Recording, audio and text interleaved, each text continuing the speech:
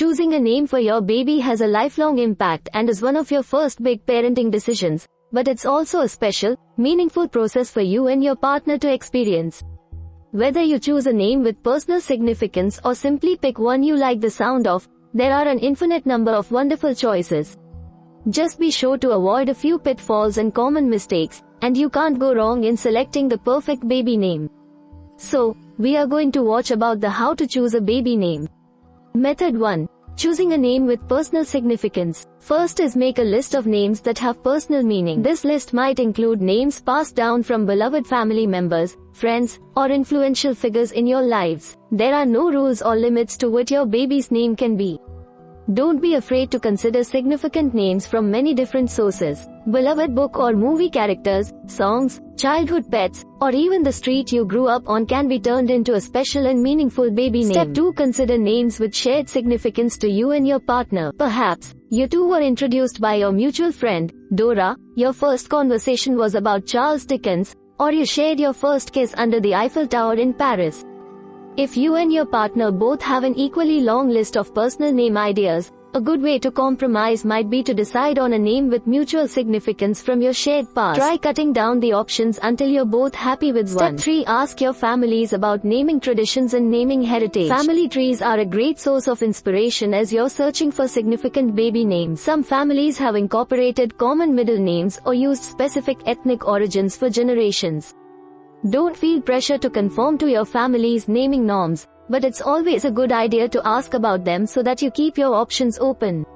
Asking your families about naming traditions or trends may also help you and your partner compromise on a meaningful name. For example, you may find out that you both had a great-grandmother named Mary or that you each had an ancestor from Ireland. Step 4. Wait for meaningful name inspiration during pregnancy. Let inspiration come to you during the special and tender time of pregnancy. The good news is that you have approximately 10 months to decide, so you have lots of time. For example, you or your partner might feel the baby's first flutters during a walk by the ocean, which might inspire an ocean-themed name, like Ariel or Kai. Leonardo DiCaprio's mother was in a museum in Italy whilst pregnant, and was looking at a Leonardo da Vinci painting when he first kicked in the womb, and that is how he was named. Vivid dreams and memories are a common symptom of pregnancy, and many expectant mothers claim that the names they choose for their babies came to them during dreams they had while pregnant. Step 5. Name your baby after a season or significant event. Perhaps your baby will be born right when summer roses are in full bloom or during the very first snowfall of the year, alluding to names like summer, Eden, Rose, Rosalie, Snow, Elsa, Winter, or December. Finally, wait until you meet your baby. You and your partner might decide on the perfect name once you've met your baby and have a chance to get acquainted.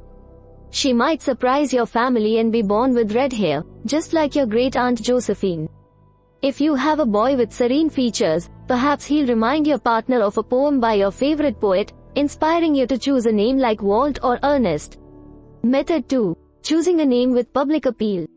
First is consult a baby book or an online name database. Baby naming books are easy to find in the library, and there are a number of online naming lists and websites. If you have a specific category you want your baby name to come from, such as nature-inspired names, classic boy names, gender-neutral names, or southern names for girls, be sure to enter that as online search terms.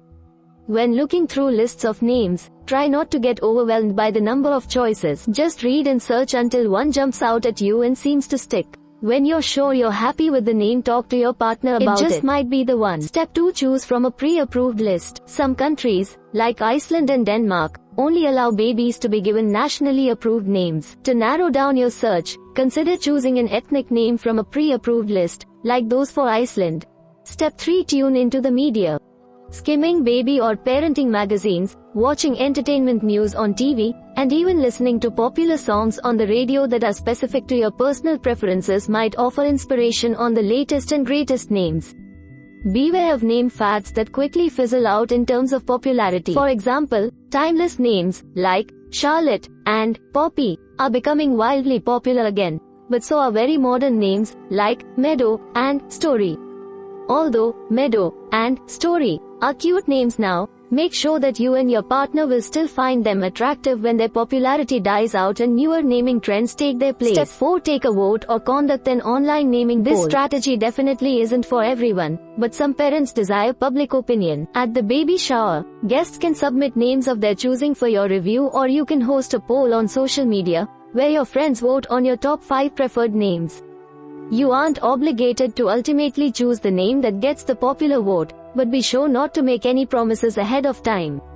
You don't want those who vote to participate with expectations and then have their feelings hurt if you make an alternative choice, so be sure to let your voters know the poll is just for fun. Finally, choose a nickname. Sometimes nicknames can inspire full-length baby names. If you've always dreamed of calling your baby by a fun or informal name that isn't necessarily appropriate as a full-length name, you can work backwards to find one. For example, if Sunny or Aj are nicknames you adore, Sonora or Amelia Josephine could serve as formal, full-length names that the baby can switch to when she is older. Method 3. Avoiding baby name pitfalls. First is double-check the meaning of the name you like. All names have a meaning and some can have less ideal meanings than others. Even if your baby's name doesn't have personal or family-based significance, it's still a good idea to check its formal definition. Sometimes a name can have more than one meaning. When looking and finding the meaning of the name you like, talk about it with family. For example, Portia sounds like a beautiful and exotic name for a girl, but it's Latin for pig, which is a meaning some people may find appalling and others may adore. Step 2. Sound it out. Make sure the name you choose sounds good out loud. Julian George, for example, has a regal ring to it, while Stellar Isabella sounds more like the name of a cartoon character. Step 3. Avoid name puns. Puns are never a good idea when selecting a name for your baby. School-age children can be especially cruel, so steer clear of puns or plays on popular words and phrases. Candy cane and Gamble Moore may sound cute and funny in the moment, but remember that your child will have to live with laughter and jests for a lifetime. Avoiding puns or irony for twins is also important. Twin names like Jennifer and Angelina, or Harry and Sally, are references to pop culture and won't be lost on the majority of people, even if making a joke wasn't your intention. Step 4. Choose spelling and pronunciation with care.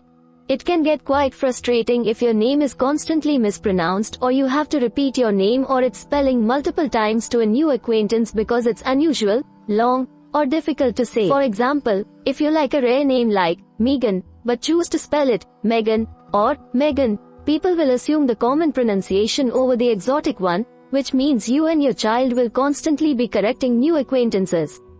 Axel is a cute, modern boy's name, and though Axel and Axel are unique renditions of it, they are not intuitive. Step 5. Test out the name's longevity. While some names are perfectly suited for cute babies and small children, they won't always suit an adult. Make sure the name you choose can grow right along with your baby. For example, while King is an adorable name for a baby boy, his colleagues may not take him seriously when he's an adult giving a presentation in a corporate office. Step 6. Take the initials test. Some of the best name combinations can bring forth the worst initial combinations, so be sure to write out the initials of your favorite name before making the decision permanent. For example, the name Ashley Suzanne Seavey and Parker Mitchell Smith are not ideal initial combinations. Finally, keep your baby's name a secret until birth. No matter what name you choose, it's going to be impossible to please everyone, and negative feedback may leave you questioning a truly excellent choice. If you wait to announce your baby's name until after the birth, people are far less likely to criticize and far more likely to agree that you've made the perfect choice. We hope it is useful to you. Please subscribe to our channel to upskill yourself.